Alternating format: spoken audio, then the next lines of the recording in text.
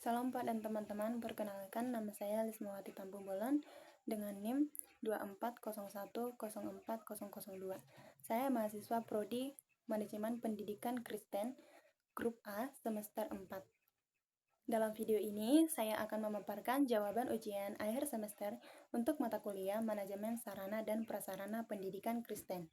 Yang pertama itu definisi manajemen sarana dan prasarana pendidikan Kristen. Manajemen sarana dan prasarana pendidikan Kristen adalah keseluruhan proses perencanaan, pengadaan, pendayagunaan, pemeliharaan, dan pengawasan fasilitas pendidikan, baik yang bergerak maupun tidak bergerak, yang dikelola secara efektif dan efisien. Yang dimana tujuan manajemen ini tidak monoton pada aktivitas belajar mengajar umum saja, melainkan berorientasi pada nilai-nilai Kristiani, penguatan karakter, dan peningkatan kualitas iman peserta didik. Yang kedua, saya akan menjelaskan ruang lingkup perencanaan, inventarisasi, dan pemeliharaan berdasarkan ayat Alkitab. Yang pertama itu, ruang lingkup perencanaan berdasarkan Amsal 26 ayat 6, yang dimana isi ayat Alkitab ini yaitu, karena hanya dengan perencanaan yang matang, engkau dapat maju berperang dan kemenangan ditentukan oleh banyaknya penasihat. Ayat ini mengajarkan bahwa dalam manajemen sekolah Kristen, pengadaan barang atau gedung tidak boleh dilakukan secara mendadak dan asal-asalan. Perencanaan harus matang, terukur, dan melibatkan masukan dari berbagai pihak, seperti yayasan, kepala sekolah, guru. Tujuannya agar sarana yang dibeli benar-benar tepat guna dan mendukung proses pembelajaran, pertumbuhan rohani siswa. Yang selanjutnya, ruang lingkup inventarisasi berdasarkan Keluaran 22 ayat 9, yang dimana isi Alkitabnya itu yaitu dalam setiap perkara pelanggaran hukum, baik tentang seekor lembu, tentang seekor keledai, tentang seekor domba, tentang pakaian, atau tentang apapun juga barang yang hilang yang diklaim oleh seseorang, inilah kepunyaanku, maka perkara kedua orang itu harus dibawa ke hadapan Allah. Siapa yang dinyatakan bersalah oleh Allah harus membayar ganti kerugian 2 kali lipat kepada sesamanya. Ayat ini menekankan pentingnya legalitas dan kejelasan hak milik. Dalam konteks sekolah, inventarisasi adalah mendaftarkan, mencatat, dan memberi nomor kode pada seluruh fasilitas yang dimiliki sekolah. Dengan adanya catatan inventaris yang tertib, sekolah dapat melacak, membuktikan kepemilikan barang secara sah, serta mencegah kehilangan atau penyalahgunaan aset. Selanjutnya, ruang lingkup pemeliharaan berdasarkan Keluaran 36 ayat 4, yang dimana isi ayat tersebut, dan datanglah semua orang ahli yang melakukan segala pekerjaan untuk tempat kudus itu, masing-masing dari pekerjaan yang sedang dilakukannya.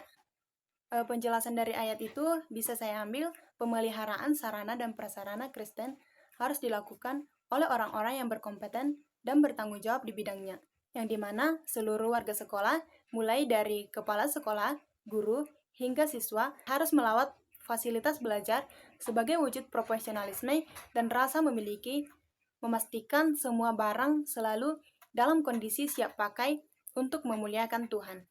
Yang ketiga, definisi dan tujuan manajemen ruang kelas SMP berdasarkan pandangan Alkitabiah.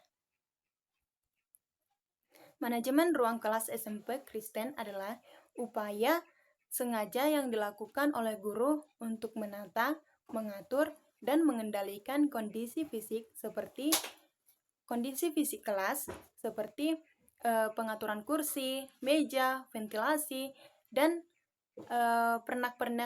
pernak-pernik rohani dalam kelas tersebut, serta interaksi siswa SMP agar tercipta suasana belajar yang kondusif, yang dimana tujuannya bukan hanya kenyamanan akademis, melainkan untuk menyediakan fasilitas yang menumbuhkan iman. Manajemen ruang kelas pendidikan Kristen bertujuan untuk mengembangkan kecerdasan spiritual siswa remaja agar mereka memiliki hati seperti buah-buah roh melalui pembiasaan doa dan disiplin yang alkitabiah di kelas. Selanjutnya, saya akan membahas sarana dan prasarana penunjang pendidikan Kristen, serta kebermanfaatannya. Fasilitas penunjang dalam pendidikan Kristen meliputi yang pertama itu ruang ibadah atau kapel sebagai pusat persekutuan kerohanian dan pembentukan karakter. Yang kedua itu sarana olahraga, menunjang kesehatan fisik siswa agar seimbang dengan pertumbuhan rohaninya. Yang selanjutnya itu kantin sekolah, yang dimana menyediakan makanan yang bersih dan sehat bagi siswa. Yang selanjutnya toilet, UKS, atau klinik sekolah, dan lingkungan asrama. Fasilitas-fasilitas ini sangat bermanfaat sebagai sarana holistik, tidak hanya meningkatkan kualitas mutu pendidikan,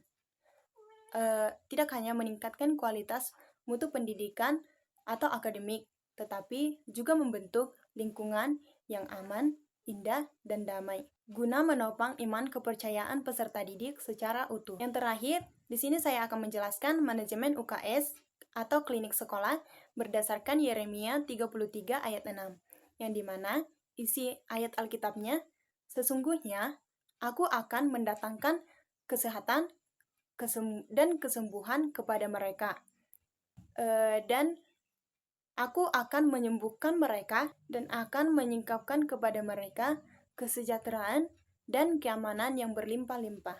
Yang dimana berdasarkan ayat tersebut, uraian fasilitas yang harus didatangkan yang berpedoman dalam ayat ini yaitu berdasarkan pesan pemulihan, kesehatan, dan keamanan dari ayat tersebut, manajemen UKS atau klinik sekolah Kristen harus menyediakan benda atau fasilitas medis darurat yang memadai untuk menghadirkan ketenangan antara lain, yang dimana itu yang pertama, tempat tidur pasien yang bersih dan nyaman untuk beristirahat. Yang kedua itu kotak P3K yang berisi obat-obatan dasar, antibiotik, kain kasa, dan perban. Alat pengukur kesehatan dasar seperti termometer, tensimeter, dan timbangan berat badan. Dan menyediakan makanan bergizi seperti roti, susu, dan buah-buahan. Demikian hal yang bisa saya jelaskan terkait manajemen sarana dan prasarana pendidikan Kristen untuk pemenuhan ujian akhir semester.